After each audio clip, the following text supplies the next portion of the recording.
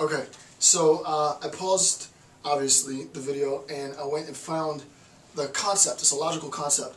I'm not going to get into it too much, but it's important to understand how this error is made, right? And just to recap exactly what we're discussing, there is a sense in which you can have a healthy, logical, rational fear of death. What ends up happening is that people think about what happens after death, what happens after I die, and then they have, where's my red marker? And then they have an illogical, irrational fear of that which comes after death, right? But the idea of after death, we know that people die and then there's what happens after they die. There's no epistemological, there's no cognitive way, rationally, a human being can conceptualize after death. It's by default, it's de facto the cessation of all cognitive abilities, right? That cognition ends with the destruction of biological life, right? It's done. So what ends up happening is that we posit this concept, this idea of after death, not only as an idea, but as having ontological existence. And this is an error in reasoning. And there's a specific part in my dissertation that I wanted to write, that I wrote in my dissertation, and that addresses exactly this. So I'm going to put it down. The idea is what's known as negative existential propositions, right? It's called a negative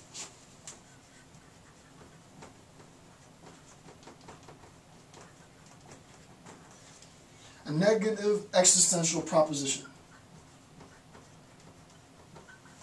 And you can Google this and do more research on your own into the nature of negative existential propositions. That's the word, that's why I paused the video.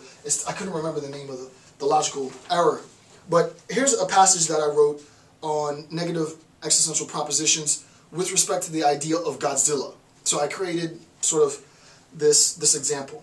In discussing negative existential propositions, there are no objects that correspond, that refer to the terms, right? So if we're talking about sort of the relationship, if you want to do semiotics, right? Remember in semiotics, we have on one level the signal at the bottom, right?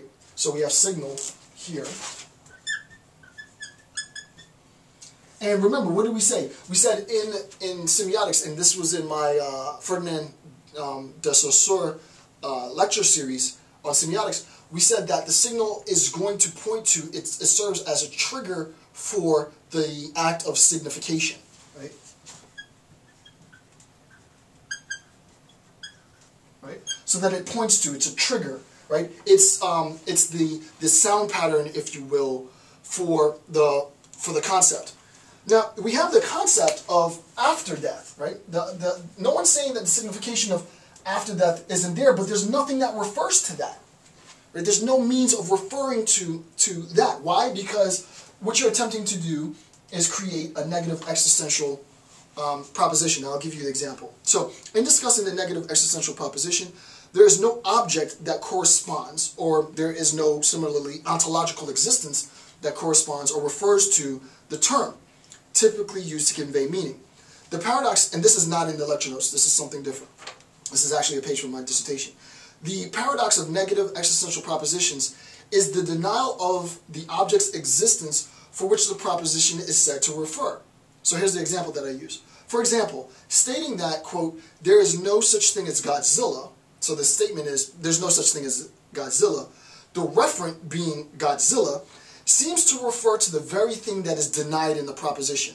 So, insofar as I say there is no such thing as Godzilla, then by me referring to Godzilla, it becomes problematic because I'm saying there's no such thing as Godzilla, but I seem to refer to the very thing that I'm denying. Okay.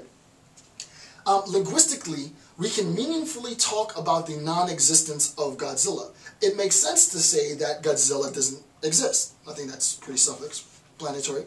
But ontologically, it is impossible for one to argue for the existence of non-existence, right? And that's the point, right? That's why I paused it. I wanted to get that paragraph in the dissertation and read it to you. It's impossible to talk about the existence of non-existence. linguistically, it makes sense to say Godzilla doesn't exist, right? Godzilla being a fictional character the concept refers to sort of itself, the character Godzilla. The fact that I evoke the word Godzilla doesn't in any sense then posit an ontological existence of Godzilla, right? This was one of the problems in Anselm's ontological argument, right? Anselm says God is the greatest conception that can possibly be conceived, and he asked the atheist, well, can you think of the greatest conception that can possibly be conceived? And he says, yeah, I can think of the greatest possible conception. And he says, well, wouldn't a conception that exists both within the real world and within the mind be greater than a concept that just exists in the mind? The atheist says yes, and he says, well, God is that concept, right? God is, in order to be the greatest possible conception, it must both exist within the world and within the mind. And the point is, because you can conceive of it, doesn't posit ontological existence. It's a fallacy. This doesn't work, right? Similarly, the idea of the after death is running against this negative existential proposition, right? The idea that we can meaningfully talk about after death, right? After dash death. We can talk about after death. But we can only talk about after death for those who have already died. I can't logically, more so even ontologically, talk about after my own death.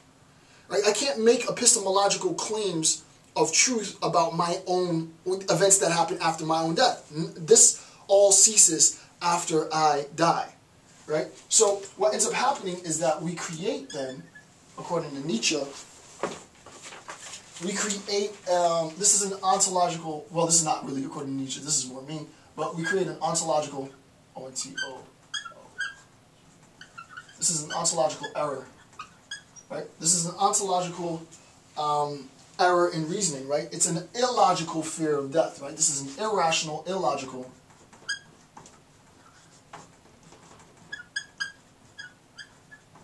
It's an illogical, irrational fear of death. As opposed to a rational, logical fear of death, this becomes an illogical, irrational fear of death because I don't have the epistemological ability to make claims of knowledge, what's going to happen after my death. On what merit do I justify the personal immortality of my existence after I've died? There's no epistemological grounds for that justification, at least not to my knowledge. On what level, ontologically, do I justify the existence of structures after my death? I would need some epistemological, I would need some method of knowing about it, and I don't have that method, right? So it becomes an illogical, irrational fear of death, and this creates a huge problem. So what ends up happening is that at this point is where this ontological error happens, right? We can talk meaningfully about death. We can talk meaningfully about a fear of death. We can talk about how the fear of death informs my actions in this life. However, when we posit the after death, what we recognize is, yes, there is an after death, right? There's going to be, 25 minutes after I have, been interned. Okay, sure. That makes sense. But I can't make claims on, I can't make existential claims, obviously, about my existence after I have died, because I will fail to have existed. Furthermore, in making a claim, we're going against sort of the linguistic structure of the association between signal and signification, because though I have the concept after death, no one's denying that there's a concept after death, what is the signal pointing to after death? Right? Even if you want to argue it linguistically, right? How is it that we can make epistemological claims based on the language we have, based on the reason that we have, that there is an existence of this personal immortality, right? I am a mortal being. I can understand an infinite. I understand that, right? Mathematically, we can talk about the infinite. We can even talk about varying degrees of infinity. All of that makes sense. But to talk about personal, existential immortality, that's a whole nother ballgame, right? So what ends up happening is we fall into this error. And again, specifically, just